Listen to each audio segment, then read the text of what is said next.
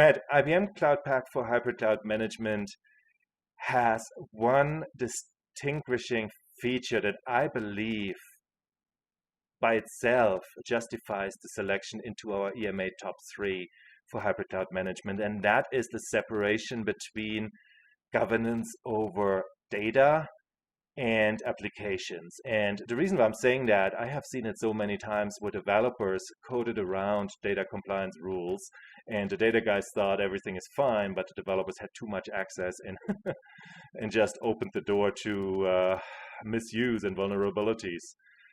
That's key for your platform.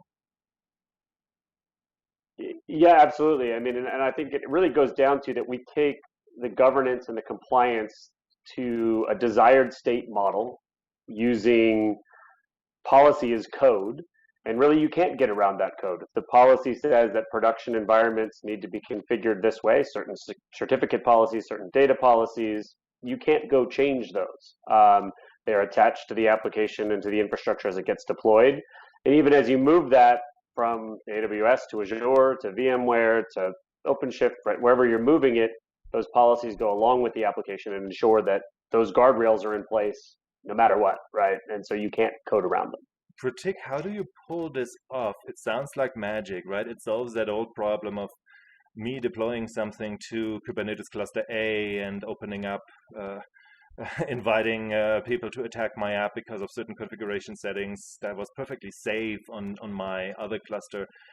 How do you do that? There are a couple of principles we use to make sure there's separation of duties, right? Understanding who is allowed to define a policy and who is allowed to deploy a policy. So we use separate files which are used for setting up a policy and separate files which are used for scoping a policy to a specific environment.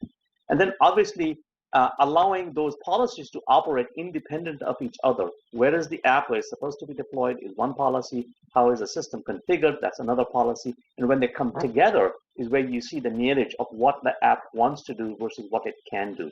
And that is the beauty of bringing together all the development side and the operation side and the security side together. And Matt, from a cultural perspective, this is really the core of what is needed for shifting left and for embedding security into DevOps, right? Absolutely. And in fact, we've started using the phrase internally at IBM, start left, instead of shift left, really start left, right? So bring security concerns, right, compliance concerns to the table from the get-go. So when I started my IDE and I build up my initial project with my code repositories, I should have the policies pulled in. I need a PCI compliant microservice. Great, you're probably going to want to attach these policies to it from the get-go. So they're really, if we bring that into the beginning of the cycle, again, start left with those pieces.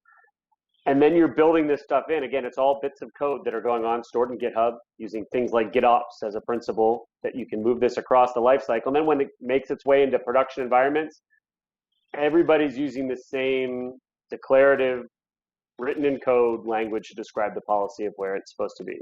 And it means things don't slip through the cracks too, right? It means that developers also, when they're testing in their environment, they should be able to test with the same policies as well to understand, am I going to have to come back and fix something? Because when the security guys come and test it later, they're going to give me this long list of things that I have to go fix. Happens all the time. Happens to us when we try to ship code. We do things called pen testing, right? And people say, go fix all these bugs before you can ship. Yeah. Right? The idea is if you start left, hopefully you can be more efficient in delivering code that's also secure. Start left, I like it. Thank you very much, Matt, Pratik. Thank you.